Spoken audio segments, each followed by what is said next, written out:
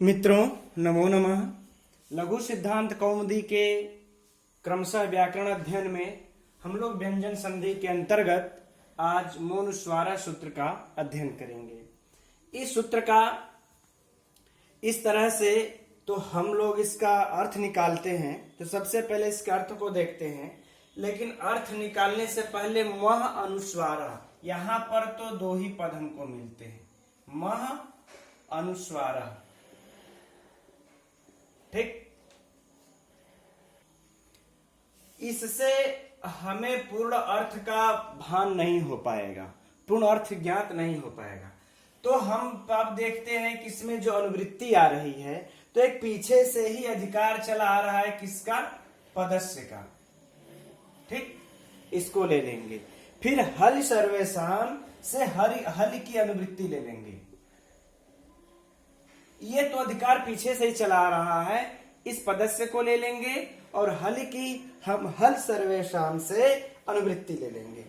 अब इसमें हम विभक्तियों को निकाल लेते हैं। मह में कौन सी है? षष्ठी एकवचन। अनुस्वार में कौन सा है?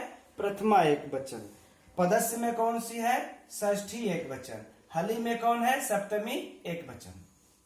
षष्ठी स्थानीय हो गया मह के स्थान पर, लेकिन यह मकार कैसा होना चाहिए? पदस्य। पदांत म के स्थान पर अनुस्वार हो जाता है। कब? परे। सप्तमी है तो हली, हल के परे होने पर। आराम से आ गया आंसर इसका, आराम से अर्थ निकल गया। फिर से देख लेते हैं। अगर हम लोग, यह तो मैंने सूत्र के अनुसार लिख दिया है, यदि हम लोग इसको इस तरह से लिख देंगे, यहां पर हम पदस्य को लिख देते हैं, यहां पे हम अनुस्वार को लिख देते हैं। ठीक, तो अब हम लोगों को सुविधा हो जाएगी, है ना। अब देखिए यह क्या कहता है? मह पदस्य, यानी कि जो म अंत में हो ऐसे पदांत पद, यानी पदांत मकार वाले पद को अनुस्वार हो जाता है हल के परे रहते। ठीक, जैसे इसका उदाहरण देते हैं कि हरिम धन वंदे। अब देखिए यहां पर हरिम, हरिम धन वंदे। अब देखिए यह पद है, कैसे पद है? कह रहे हैं कि इसमें सुबंत होने से सुप्तिंगंतम पदम के द्वारा इसकी पद संज्ञा हो गई। ठीक, यह पद हो गया।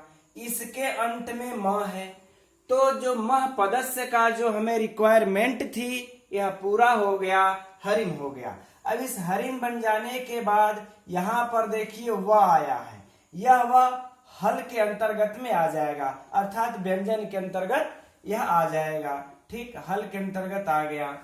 अब इस हल के बाद तब इस अंतिम हल को मोनुस्वार सूत्र से क्या हो जाएगा? अनुस्वार। हरिम वंदे। ठीक, इसमें ज्यादा कुछ है नहीं, है ना। इस प्रकार से यह अंतिम हल के मकार को क्या आदेश हो जाएगा?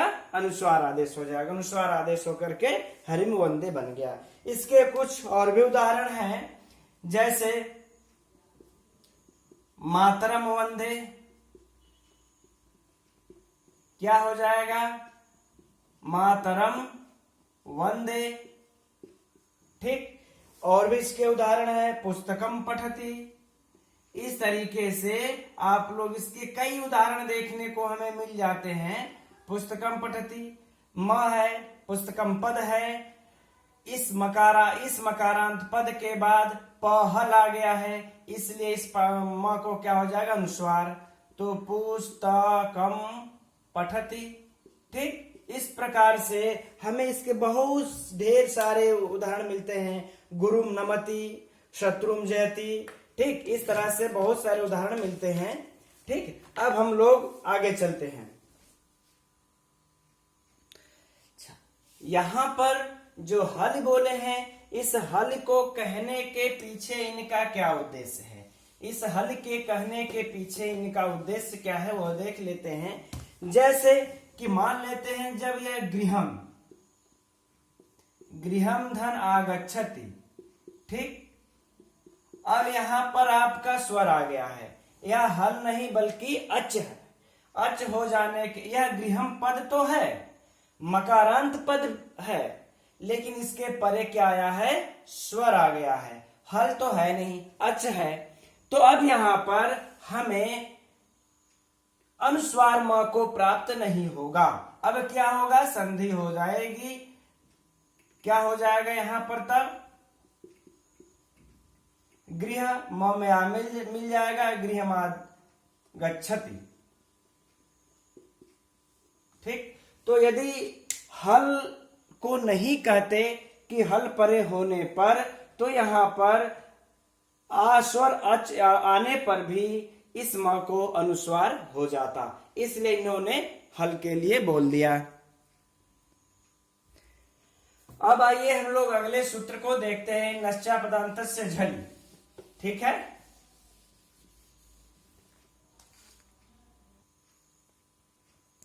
अगला जो हमें सूत्र प्राप्त होता है, नश्चा पदांतस्य झलि। इस नश्चा पदांतस्य झलि का हम लोग अर्थ निकालते हैं। अर्थ निकालने के लिए इसका हम लोग विच्छेद करते हैं। ये क्या है, नह। नह। अब उसके बाद क्या है, च। ये च क्या है, च दिख रहा है आप लोगों को, यह च क्या है, तो यह च अव्यय पद है। अब इसके बाद अपदांतस, अपदांतस्य, हम लोग इसको देख लेते हैं, अपदांतस्य। ठीक। इसके बाद क्या है, झलि। यानी नह में कौन सी विभक्ति है, षष्ठी एक वचन।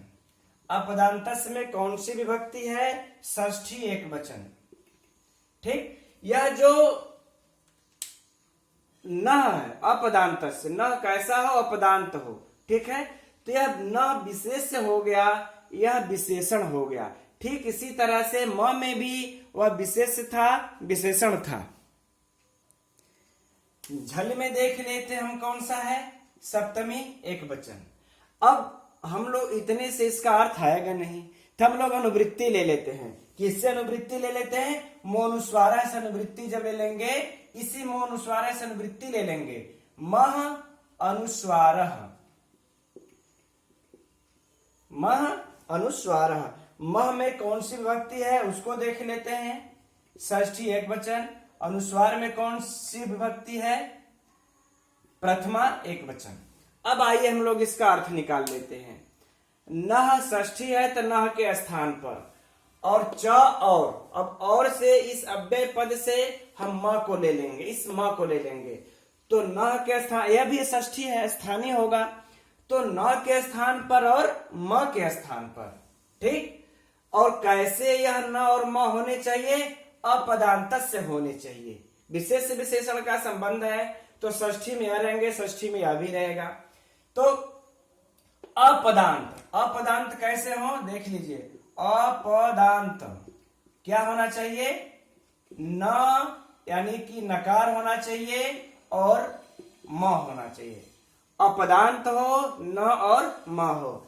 अब क्या है, झलि, इसके परे क्या होना चाहिए, झल।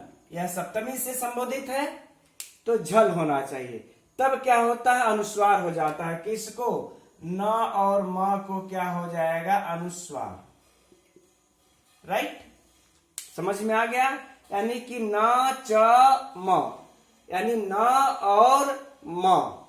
अपदांतस्य, यदि अपद में हो, पद नहीं अपद में हो, तब क्या, अगर मान लेते हैं यह पदांत निकल गया, ना तो अगर म यदि पदांत हो जाएगा तो झल परे होकर के, झल परे रहेगा तो पूरे व्यंजन ही रहेंगे, तो मोनुस्वार स्वयं प्रवृत्त हो जाएगा। तब यह नश्चा पदांत से झली की कोई आवश्यकता ही नहीं पड़ेगी। नश्चा पदांत से झली की आवश्यकता कब पड़ेगी, जब यह मकार अपदांत हो। यह पदांत के लिए तो यहाँ मोनुस्वार बैठा हुआ है। यह कब प्रवृत्त होगा, जब अपदांत हो, म अपदांत हो और नकार भी अपदांत हो। इसमें न को जोड़ दिया है, इसमें न को नहीं था। इसमें तो वल्ली वन मकार को ही था, लेकिन यहाँ पर नकार को भी ले लिया च के द्वारा। कर अपदांत नकार और मकार हो, इसके परे झल हो, झल जो सप्तमी से संबोधित है, तो नकार और मकार को अनुस्वार हो जाता है। आइए देख लेते हैं उदाहरण। इसमें सबसे पहले हम लोग नकार का उदाहरण देख लेते हैं। यसान धन सी, यह देखिए यसान क्या है? अपद है, अपद है और इसके अंत में न आया हुआ है, इसके परे स है। स हमारा जो है कि झल प्रत्याहार के अंतर्गत आ जाएगा। या झल प्रत्याहार में कौन कौन से वर्ण आते हैं उसके लिए हम बार बार बताते हैं कि हम पहले झ को देखेंगे। झ कौन सा वर्ण है? च छ ज झ, ये चौथा वर्ण है। ठीक, अब क्या है? ल कौन सा वर्ण है? यह तो अंतिम में चला आता है, हल के हल में जो लास्ट में है ल। तो जब यह चौथा वर्ण हो गया तो हम 4 को पकड़ लेंगे। तो झल प्रत्याहार में अंतर्गत मान लेते चौथा है झ, तो झ चौथा, हर वर्ग का तीसरा, हर वर्ग का दूसरा, हर वर्ग का पहला, और जो स है उष्म है। ठीक, इतने हमको झल प्रत्याहार में वर्ण आएंगे। तो स हमारा उष्म के अंतर्गत आ गया। उष्म के अंतर्गत आ जाने से झल प्रत्याहार के अंतर्गत स मिल गया हमको। तो अब इस न को क्या हम कर देंगे? अनुस्वार कर करके हम बना लेंगे इसको यशांसी। यह हमारा रूप बन गया। अब इसका जो हमें अगला उदाहरण मिलता है आक्रम धन्स्यते।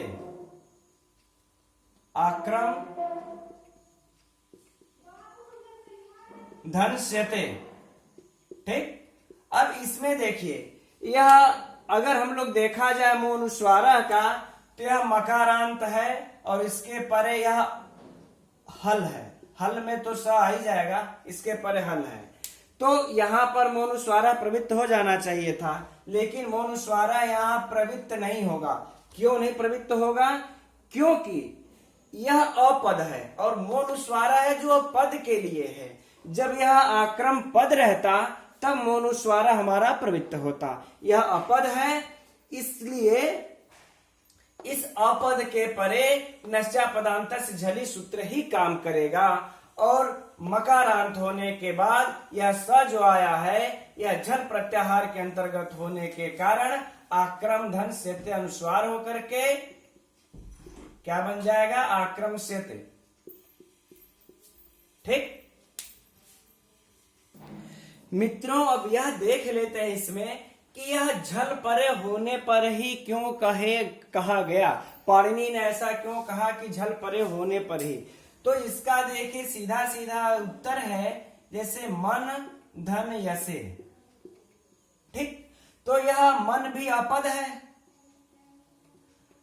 लास्ट में नकार है, तो इसके परे कहीं यह है तो इसको भी अनुस्वार होकर के मैं से ऐसे न बने।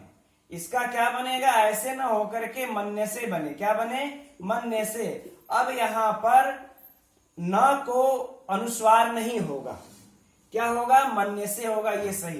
तो यह जो है हमारा झल प्रत्याहार के अंतर्गत नहीं आता। यह तो अंतस्थ है जो कि झल प्रत्याहार में पहले ही छूट गया। तो ऐसे जगहों पर मन धन यसे है, हन धन यसे है। ठीक, हन धन यसे, इसमें आपका क्या बनेगा? हन्ने से। ठीक, यदि यह झल परे ना हो करके हल परे कह देते तो फिर हमारा यह न सिद्ध हो करके मैं से इस प्रकार से रूप सिद्ध हो जाता। इसलिए इन्होंने झल परे होने की बात कही। इसके और भी उदाहरण है, उस पर भी एक बार दृष्टि डाल लेते हैं हम लोग। इसके जो अन्य उदाहरण हैं उन पर हम लोग दृष्टिपात कर लेते हैं। देखिए पयान धन सी, पयानसी।